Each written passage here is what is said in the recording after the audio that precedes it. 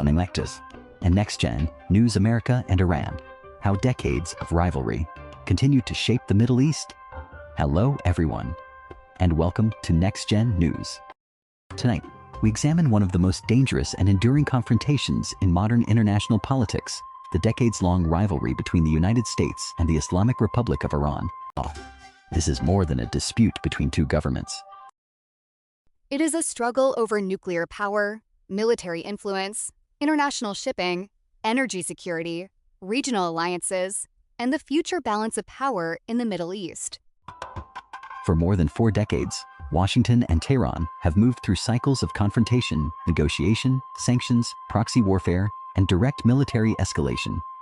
Each time diplomacy appears ready to reduce the danger, another attack, political crisis, or a strategic disagreement pushes the two countries back toward conflict. As of July 16, 2026, tensions have again reached an extremely dangerous point.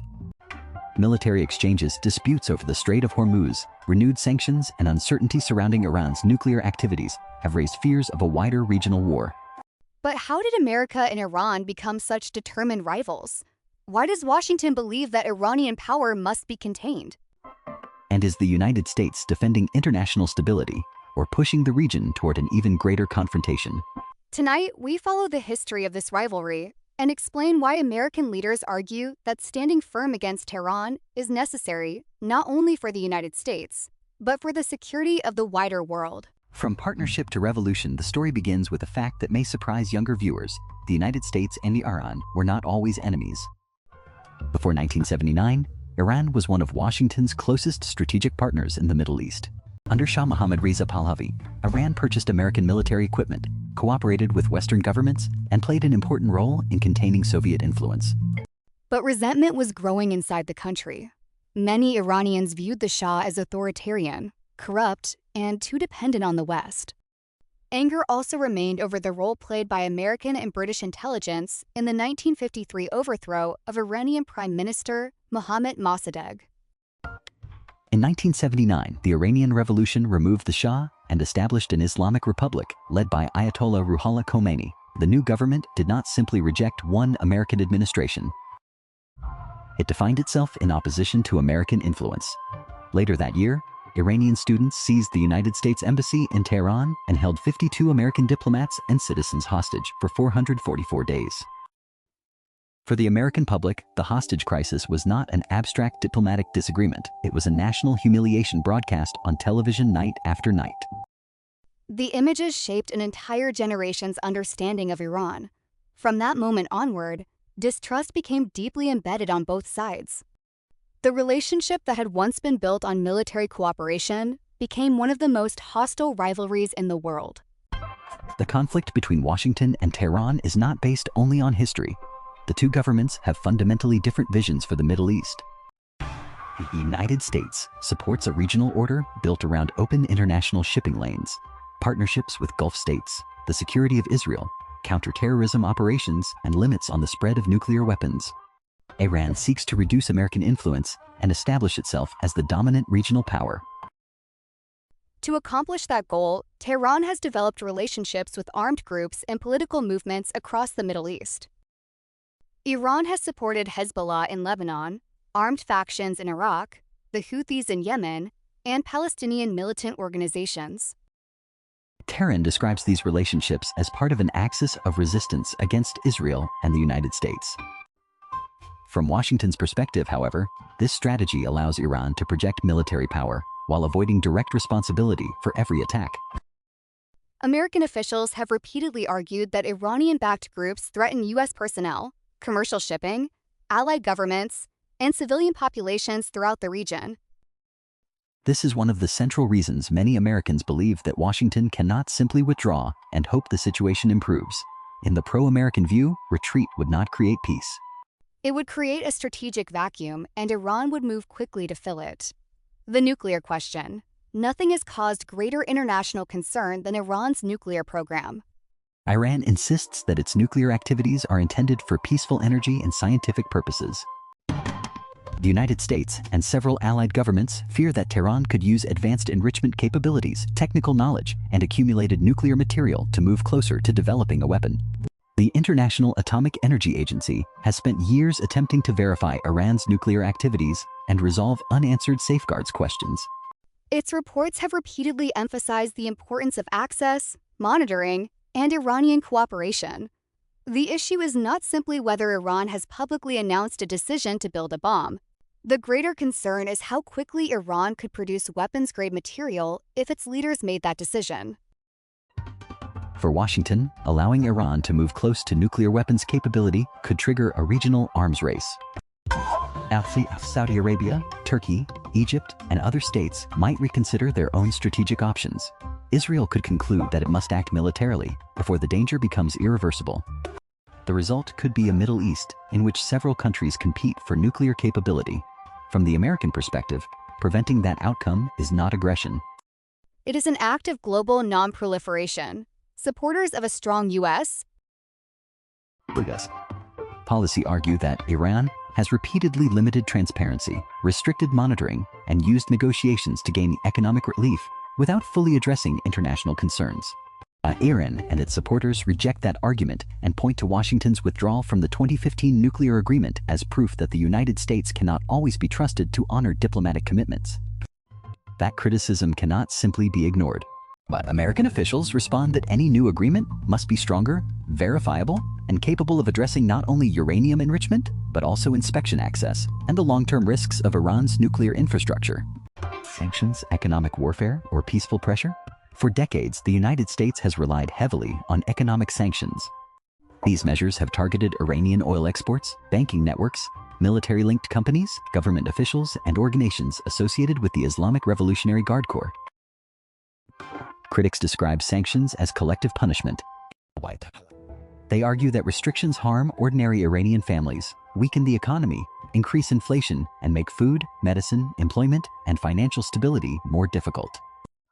Those humanitarian concerns deserve serious attention, but supporters of American policy ask a different question. What peaceful alternative exists when a government refuses to change its behavior? Sanctions are designed to create pressure without immediately turning to military force. They can restrict the ability of Iranian leaders, military organizations, and financial networks to obtain money, technology, and international access. In July 2026, Washington announced additional sanctions targeting individuals and organizations accused of supporting financial networks connected to Iran's leadership and the Revolutionary Guard. From the American standpoint, sanctions are not an attack on the Iranian people. They are an attempt to make the regime pay a price for destabilizing behavior. However, sanctions alone have never produced a complete solution. Iran has developed methods to sell oil, use intermediary companies, trade through informal financial channels, and deepen economic ties with countries willing to challenge U.S. restrictions. This means Washington faces a difficult reality. Pressure can weaken Iran, but pressure may not force surrender. The Strait of Hormuz. At the center of the current crisis is one of the most strategically important waterways on Earth, the Strait of Hormuz. Located between Iran and Oman, the narrow passage connects the Persian Gulf with the Arabian Sea. A significant portion of the world's petroleum supply passes through or depends on this maritime corridor. Any disruption can frighten energy markets, increase shipping costs, raise insurance prices, and push oil and gasoline prices higher around the world. Iran understands this leverage. Its geography gives Tehran the ability to threaten ships, deploy missiles, use fast attack vessels, lay mines, and create instability near a route that the global economy cannot easily replace. Iranian officials have described control of the strait as a red line and warned against American attempts to challenge that control. Renewed military operations and shipping disruptions in July 2026 have intensified fears of broader escalation. From Washington's perspective, no single nation should be allowed to hold the global economy hostage. Commercial vessels must be able to travel through international waterways without intimidation. The United States Navy has spent decades protecting freedom of navigation not only for American ships, but for the global trading system. This is a major reason Washington maintains military forces in the Gulf. Critics call that presence an instrument of American dominance. Supporters call it a shield protecting international commerce. Without that shield, they argue, smaller states and civilian shipping companies would be forced to negotiate under the threat of Iranian missiles and naval attacks. Why America's allies are watching, the rivalry also affects nearly every American partner in the Middle East. Israel views Iran as its most serious strategic threat. States fear Iranian missiles, drones, political interference, and attacks on energy infrastructure. Iraq remains caught between American partnerships and Iranian influence. Jordan, Bahrain, Kuwait, Qatar, Saudi Arabia, and the United Arab Emirates all have different relationships with Washington, but each must calculate the risks of escalation. Recent Congressional Research Service analysis has emphasized that U.S. policies and Gulf state decisions can directly affect American security, diplomatic, military, and economic interests. The United States is often criticized for acting as the region's policeman. But when crises erupt, many governments still turn to Washington for intelligence, air defense, naval protection, weapons systems, and diplomatic support. That contradiction is rarely acknowledged. American influence may be controversial, but it remains central to the region's security architecture. Iran offers resistance to the American-led order. The United States offers military alliances, economic connections, defensive technology, and access to a broader international system. For countries facing immediate threats, the American partnership often remains the more reliable option. Diplomacy and its limits.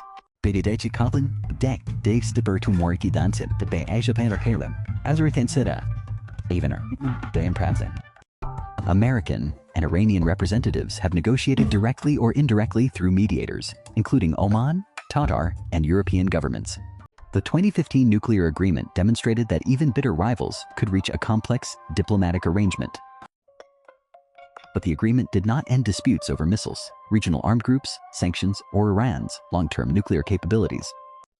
Negotiations during 2025 and 2026 again focused on nuclear restrictions, sanctions relief, inspections, frozen assets, and the reopening of the Strait of Hormuz.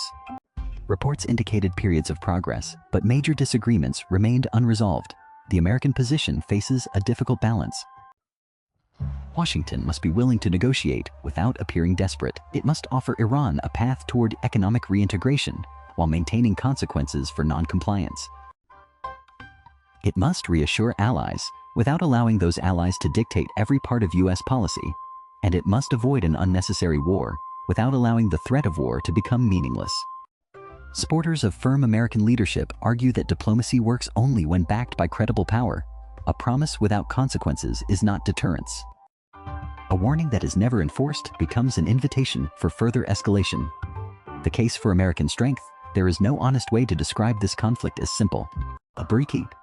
The United States has made mistakes in Iran and across the Middle East. Washington has sometimes underestimated nationalism, relied too heavily on military power, supported unpopular governments, and failed to anticipate the long-term consequences of its decisions. But acknowledging those failures does not mean accepting Tehran's behavior. Iran's government has used regional militias, missile programs, maritime pressure, hostage diplomacy, and nuclear ambiguity to expand its influence.